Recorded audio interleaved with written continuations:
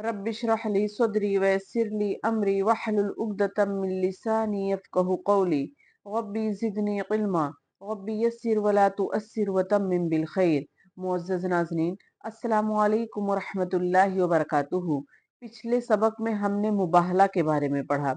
آگے پڑھتے ہیں۔ اعوذ باللہ من الشیطان الرجیم، بسم اللہ الرحمن الرحیم وبہ نستعین۔ اللہ سبحانہ وتعالیٰ فرماتے ہیں، قُلْ يَا أَهْلَ الْكِتَابِ تَعَالَوْا إِلَىٰ كَلِمَةٍ سَوَاءٍ بَيْنَنَا وَبَيْنَكُمْ أَلَّا نَعْبُدَ إِلَّا اللَّهَ وَلَا نُشْرِكَ بِهِ شَيْئًا وَلَا يَتَّخِذَ بَعْضُنَا بَعْضًا أَرْبَابًا مِّن دُونِ اللَّهِ فَإِن تَوَلَّوْا فَقُولُوا اشْهَدُوا بِأَنَّا مُسْلِمُونَ۔ اللہ تعالیٰ فرماتے ہیں کہ اے نبی آپ کہہ دیجئے کہ اے اہل کتاب، ایسی انصاف والی بات کی طرف آؤ جو ہم میں اور تم میں برابر ہے کہ ہم اللہ کے سوا کسی کی عبادت نہ کریں اور نہ ہی اس کے ساتھ کسی کو شریک بنائیں۔ یعنی اللہ تعالیٰ فرماتے ہیں کہ اے نبی آپ ان اہل کتاب سے، ان یہود و نصارہ سے کہہ دیجئے کہ آؤ، اس چیز کی طرف آؤ جو ہم میں اور تم میں دونوں میں ہی برابر ہے۔ وہ کیا چیز ہے کہ ہم اللہ کی، صرف ایک اللہ کی عبادت کریں، نہ ہی کسی بت کی، نہ کسی صلیب کی، نہ سورج کی، نہ چاند کی، نہ ستاروں کی، نہ ہی کسی درخت کی، اور نہ ہی اس کے علاوہ کسی اور چیز کی عبادت کرے۔ صرف ایک اللہ کی عبادت کرے اور اس کے ساتھ کسی کو بھی شریک نہ ٹھہرائے، نہ ہی اس کی ذات میں، نہ ہی اس کی صفات میں، اور نہ اللہ کو چھوڑ کر آپس میں ہی ایک دوسرے کو رب بنائے۔ اس میں تو ایک تو اس بات کی طرف اشارہ ملتا ہے کہ یہود و نصارہ نے جو حضرت عیسیٰ علیہ السلام کو اور حضرت عزیر علیہ السلام کو اپنا رب بنا لیا، جو رب گڑھنے کا عقیدہ بنا لیا ہے، تو اس کے متعلق بتایا جا رہا ہے کہ وہ بھی ایک انسان تھے، وہ رب نہیں تھے۔ اور دوسری بات یہ کہ جو تم نے اپنے احبار اور رہبان کو حلال اور حرام میں اختیار دے رکھا ہے، تو وہ بھی رب بنانے کے برابر ہوا۔ جیسا کہ سورہ توبہ آیت نمبر 31 میں اللہ تعالیٰ فرماتے ہیں، اتخذوا احبارہم ورہبانہم اربابا من دون اللہ۔ تو اس بات کی شاہد ہے کہ تمہارا یہ عمل بھی صحیح نہیں ہے، کیونکہ حلال اور حرام کا اختیار صرف اللہ سبحانہ وتعالیٰ کو ہے اور اللہ کے علاوہ کسی کو بھی نہیں ہے۔ اور آگے اللہ سبحانہ وتعالیٰ فرماتے ہیں، پس اگر وہ منہ پھیر لیں تو تم کہہ دو کہ گواہ رہو ہم تو مسلمان ہیں۔ یعنی اگر وہ اس بات سے اعراض کرے، منہ پھیر لیں، نہیں مانے اس بات کو، تو اے نبی آپ کہہ دیجئے کہ تم گواہ رہو کہ ہم مسلمان ہیں۔ صحیح بخاری میں ہے کہ نبی کریم صلی اللہ علیہ وسلم کے اوپر جب یہ آیت نازل ہوئی تو آپ صلی اللہ علیہ وسلم نے شاہ روم ہرقل کے پاس ایک مکتوب تحریر کروا کر بھیجا، اور آپ نے اس میں لکھا کہ اے ہرقل، تم مسلمان ہو جاؤ، میں تمہیں اسلام کی دعوت دیتا ہوں۔ اگر تم مسلمان ہو جاؤ گے تو تمہیں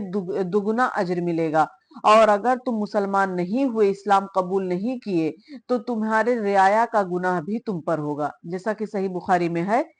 کہ اللہ کے رسول فرماتے ہیں، اسلام قبول کر لے، سلامتی میں رہے گا۔ اسلام لیا، اللہ تجھے دوگنا اجر دے گا، لیکن اگر تو نے قبول اسلام سے اعراض کیا تو رعایا کا گناہ بھی تجھ پر ہی ہوگا، کیونکہ رعایا کے عدم قبول اسلام کا سبب تو ہی ہوگا۔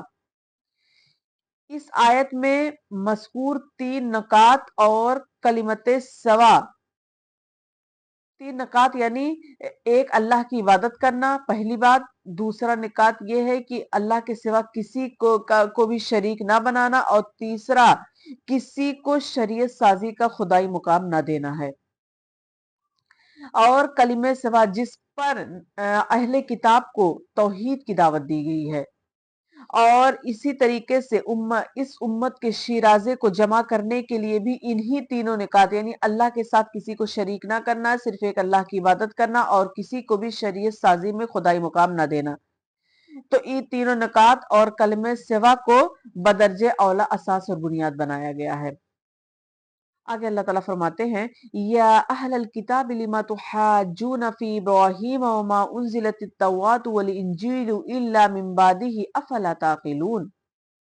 اے اہل کتاب، تم ابراہیم کی بابت کیوں جھگڑتے ہو، حالانکہ تورات و انجیل تو ان کے بعد نازل کی گئی، کیا تم پھر بھی نہیں سمجھتے؟ حضرت ابراہیم علیہ السلام کے متعلق لڑنے کا مطلب، ان کے متعلق جھگڑنے کا مطلب یہ ہے کہ یہودی کہتے تھے کہ حضرت ابراہیم علیہ السلام یہودی تھے، اور نصارہ یعنی عیسائی کہتے تھے کہ حضرت ابراہیم علیہ السلام عیسائی تھے، حالانکہ تورات جو کہ یہودیوں پر نازل کی گئی اور انجیل جو کہ عیسائیوں پر نازل کی گئی وہ حضرت ابراہیم علیہ السلام کے سینکڑوں برس کے بعد آئی ہیں۔ یعنی تورات اور انجیل حضرت ابراہیم علیہ السلام کے دنیا سے جانے کے سینکڑوں برس کے بعد نازل ہوئی ہیں، تو پھر ابراہیم علیہ السلام یہودی یا نصارہ کیسے ہو سکتے ہیں کہ جب یہ کتابیں ہی ابراہیم علیہ السلام کے سینکڑوں برس کے بعد، ان کے دنیا سے جانے کے سینکڑوں برس کے بعد نازل ہوئی ہیں، تو ابراہیم علیہ السلام یہودی یا نصارہ کیسے ہو سکتے ہیں؟ حالانکہ حضرت ابراہیم علیہ السلام اور حضرت موسیٰ علیہ السلام میں 1000 سال کا فاصلہ ہے، اور حضرت ابراہیم علیہ السلام اور حضرت عیسیٰ علیہ السلام کے درمیان 2000 سال کا فاصلہ ہے۔ تو یہ عقل میں آنے کی بات ہے، یہ سوچنے کی بات ہے کہ ابراہیم علیہ السلام یہودی یا عیسائی کیسے ہو سکتے ہیں جبکہ یہ دین، یہ مذہب اس زمانے میں تھا ہی نہیں۔ تو اللہ تعالیٰ فرماتے ہیں کیا تم پھر بھی نہیں سمجھتے، یعنی تم اتنی بھی عقل نہیں رکھتے ہو کہ جو تم نے مذہب ایجاد کیا ہے، یہ تورات اور انجیل تو حضرت ابراہیم علیہ السلام کے سینکڑوں برس کے بعد آئی ہے، تو ابراہیم علیہ السلام یہودی یا نصارہ کیسے ہو سکتے ہیں؟ آگے اللہ تعالیٰ فرماتے ہیں ہا انتم ہاؤلائی حاججتم فیما لکم بہ علم فلم تحاجون فیما لیس لکم بہ علم واللہ یعلم وانتم لا تعلمون۔ سنو تم لوگ اس میں جھگڑ چکے جس کا تمہیں علم تھا، پھر اب اس بات میں کیوں جھگڑتے ہو جس کا تمہیں علم ہی نہیں ہے، اور اللہ جانتا ہے اور تم نہیں جانتے ہو۔ یعنی تمہارے علم اور دیانت کا تو یہ حال ہے کہ جن چیزوں کا تمہیں علم تھا، جیسے تمہاری کتاب کا اور تمہارے دین کا تمہیں علم تھا، تو اس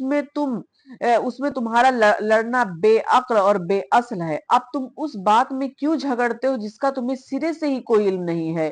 کیونکہ یعنی حضرت ابراہیم علیہ السلام کی شان اور ملت حنفیہ کے بارے میں، جس کی اساس ہی خالص دین پر، اس پر اخلاص پر تھی۔ اور اس کے بعد اللہ تعالیٰ فرماتے ہیں مَا كَانَ إِبْرَاهِيمُ يَهُودِيًّا وَلَا نَصْرَانِيًّا وَلَٰكِن كَانَ حَنِيفًا مُسْلِمًا وَمَا كَانَ مِنَ الْمُشْرِكِينَ، کہ ابراہیم نہ یہودی تھے نہ نصرانی تھے، بلکہ وہ تو یک طرفہ خالص مسلمان تھے، وہ مشرک بھی نہ تھے۔ حنیفا مسلمہ، اس کا مطلب ہے کہ یک طرفہ خالص مسلمان، یعنی شرک سے بیزار اور صرف ایک خدائے واحد کے پرستار تھے، اور وہ مشرک بھی نہ تھے۔ اسی طریقے سے سورہ الانعام آیت نمبر 161 میں اللہ سبحانہ وتعالی فرماتے ہیں کہ قُلْ إِنَّنِي هَدَانِي رَبِّي إِلَىٰ صِرَاطٍ مُسْتَقِيمٍ دِينًا قِيَمًا مِلَّةَ إِبْرَاهِيمَ حَنِيفًا وَمَا كَانَ مِنَ الْمُشْرِكِينَ، کہ اے نبی آپ کہہ دیجئے کہ مجھ کو میرے رب نے ایک سیدھا راستہ بتا دیا ہے، کہ وہ ایک مستحکم دین ہے جو طریقہ ہے ابراہیم کا، جو اللہ کی طرف یکسو تھے اور وہ شرک کرنے والوں میں سے نہ تھے۔ تو اللہ تعالیٰ نے یہاں خود فرما دیا کہ ابراہیم جس کے متعلق تم جھگڑا کرتے ہو، لڑائی کرتے ہو کہ ابراہیم علیہ السلام جو تھے وہ یہودی تھے یا نصرانی تھے، اپنے اپنے مذہب کا بتاتے ہو ان کو، تو اللہ تعالیٰ فرماتے ہیں کہ نہ وہ یہودی تھے نہ نصرانی تھے،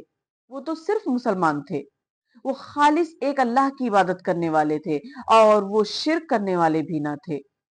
تو تمہیں خود سوچنا چاہیے کہ ابراہیم علیہ السلام جب یہ نہیں تھے تو ابراہیم علیہ السلام کو جب تم اتنا مانتے ہو تو ان کے بتائے ہوئے طریقوں پر عمل کیوں نہیں کرتے ہو؟ آگے اللہ تعالیٰ فرماتے ہیں إِنَّ أَوْلَى النَّاسِ بِإِبْرَاهِيمَ لَلَّذِينَ اتَّبَعُوهُ وَهَٰذَا النَّبِيُّ وَالَّذِينَ آمَنُوا وَاللَّهُ وَلِيُّ الْمُؤْمِنِينَ، سب لوگوں سے زیادہ ابراہیم سے نزدیک تر وہ لوگ ہیں جنہوں نے ان کا کہا مانا، اور یہ نبی اور جو لوگ ایمان لائے، مومنوں کا ولی اور سہارا اللہ ہی ہے۔ اس سے مراد نبی کریم صلی اللہ علیہ وسلم اور سچے مومنین ہیں، کیونکہ اسلامی شریعت اور ملت حنفیہ کے سب سے زیادہ قریب تھے۔ اس لیے قرآن کریم میں اللہ سبحانہ وتعالیٰ نے نبی کریم صلی اللہ علیہ وسلم کو ملت ابراہیمی کی اتباع کرنے کا حکم دیا ہے۔ سورہ نحل آیت نمبر 123 میں اللہ سبحانہ وتعالیٰ فرماتے ہیں ان اتبع ملت ابراہیم حنیفا،